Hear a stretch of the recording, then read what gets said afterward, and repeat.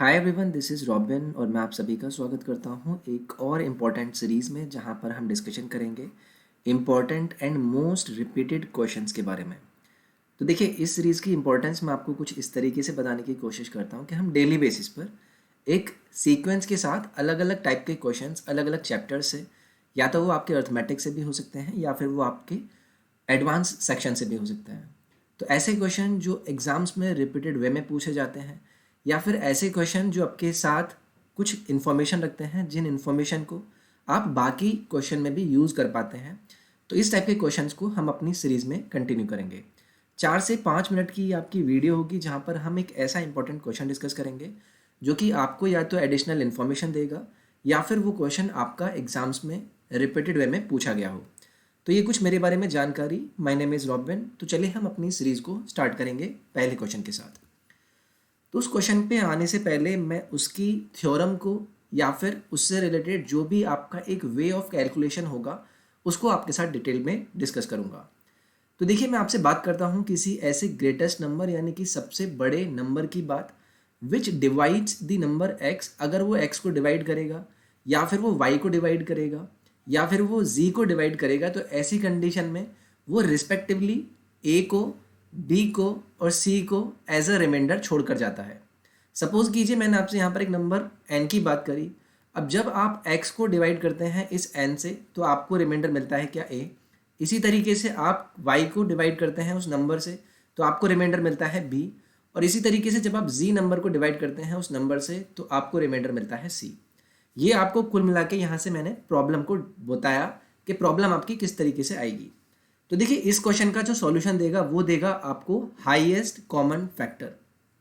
Highest क्यों? क्योंकि आपको वो ग्रेटेस्ट नंबर चाहिए था विच डिवाइड्स, यानी कि वो इन तीनों नंबर को डिवाइड करेगा और उसके बाद रिस्पेक्टिवली ए, बी और सी को रिमाइंडर छोड़कर जाएगा। यानी कि रिमाइंडर की वैल्यू आप वहाँ से कैसे निकालेंगे, उस वैल्यू के कॉमन फैक्टर में से माइनस करके। यानी कि मेरे कहने का मतलब क्या है, पहले तो आपको एचसीएफ लेना होगा क्योंकि आपको वो हाईएस्ट कॉमन फैक्टर वैल्यू लेकर आना पड़ेगा। किस किस का? पहली कंडीशन वो यहाँ पर इस वैल्यू को सेटिस्फाई करेगा क्योंकि जब आपने उसमें से एक्स को डिवाइड किया था, आई मीन नंबर को आपने डिवाइड करना हो एक्स से तो आपको रिमाइंडर ए मिला। उसके बाद y को आपने डिवाइड किया उस नंबर से तो आपको b मिला। देन आपने z को डिवाइड किया तो आपको रिमाइंडर c मिला। तो HCF of all these values यानी कि ऑल दीज फैक्टर्स आपको इन सब का हाईएस्ट वैल्यू देगा क्या? वही वैल्यू जो कि आपको बताना था कि इस कंडीशन को वो सेटिस्फाई करता है या नहीं करता है। तो देखिए, प्रॉब्लम पे आते हैं। आई होप आपको प्रॉब्लम से चीज़ें ज़्यादा क्लियरली समझ में आएंगी। तो मैंने यहाँ पर आपसे प्रॉब्लम नंबर 1 डिस्कस किया कि फाइंड द ग्रेटेस्ट नंबर, यानी कि आपको वो सबसे बड़ा नंबर बताना है विच डिवाइड्स 29, 60 एंड 103। और ऐसी कंडीशन में वो आपको रिमाइंडर देता है 5, 12 और 7। यानी कि मैं आपसे बोलता हूँ कि आपके पास सपोज कीजिए कोई नंबर n है। जब आप 29 को डिवाइड करते हैं उस वैल्यू n से तो आपको रिमाइंडर मिला 5। उसके बाद जब आप 60 को डिवाइड करेंगे उस नंबर से तो आपको रिमाइंडर देगा कितना, 12। और जब आप 103 को डिवाइड करेंगे उस नंबर n से तो वो आपको रिमाइंडर देगा 7। तो देखिए, यही वो कॉन्सेप्ट है जो अभी मैंने आपके साथ थ्योरी में डिस्कस किया। तो हमें सॉल्यूशन कैसे करना होगा, आपको पता है कि आपको एचसीएफ निकालना होता किस वैल्यू का। यानी कि पहले मैं इस क्वेश्चन से डिस्कस करूं तो आपके पास क्या हो गया, आपके पास x की वैल्यू आ गई, आपके पास y की वैल्यू आ गई। x की वैल्यू आपके पास कितनी दी है क्वेश्चन में, 29। y की वैल्यू आपको कितनी दी है, 60। उसके बाद z की वैल्यू कितनी दी है आपको, 103। रिमाइंडर जो बते मैं उनको ए के लिए मान लेता हूँ, अभी आपको बताने के लिए यहाँ पर लिख रहा हूँ। तो ए की यानी कि पहले रिमाइंडर की वैल्यू आती है आपके पास कितनी, 5। उसके बाद बी की वैल्यू आपको कितनी दी गई है, 12। और सी की वैल्यू आपको कितनी दी गई है, 7। अब ये चीज़ आपको क्वेश्चन में पता है तो आपको बताना है वो हाईएस्ट नंबर।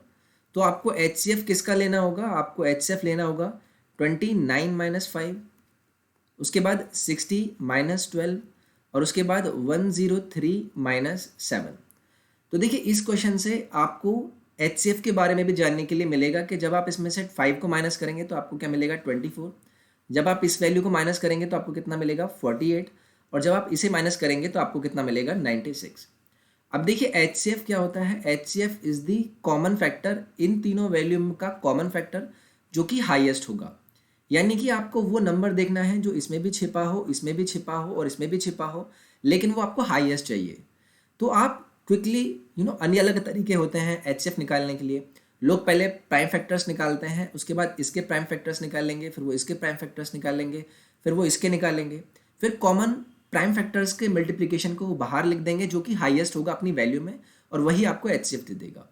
लेकिन इसके साथ साथ आपके पास और भी तरीके होते हैं, जैसे कि आप दो वैल्यू का डिफरेंस लेकर भी चेक कर सकते हैं। तो यहाँ पर आपके पास डिफरेंस कितना आएगा 24, यहाँ पर आपके पास डिफरेंस कितना आएगा 48। अब देखिए इन दोनों का भी डिफरेंस आप ले सकते हैं जो कि आपको कितना मिलेगा 24। अब 24 के आप फैक्टर करके भी देख सकते हैं, या फिर आप इस 24 को चेक कर सकते हैं क्या ये इसमें भी है, इसमें भी है, या फिर इसमें भी है।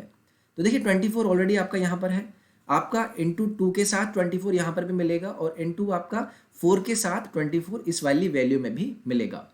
तो देखिए यहाँ से आपको पता चल गया कि आपका HCF क्या आ जाएगा, आपका HCF यहाँ से 24 आ जाएगा।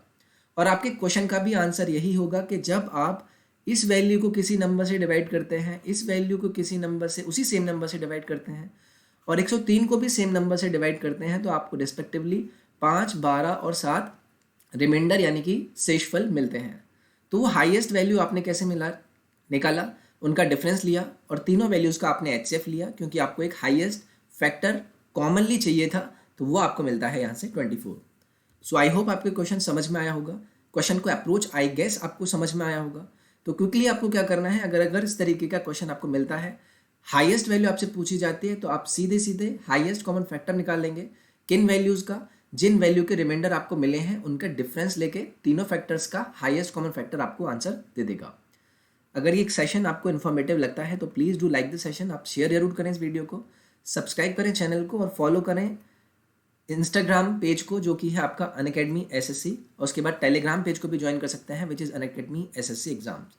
नेक्स्ट पार्ट में मिलूंगा एक नए क्वेश्चन के साथ किसी और टॉपिक से। अपना ख्याल रखिए, take care, bye bye, thank you.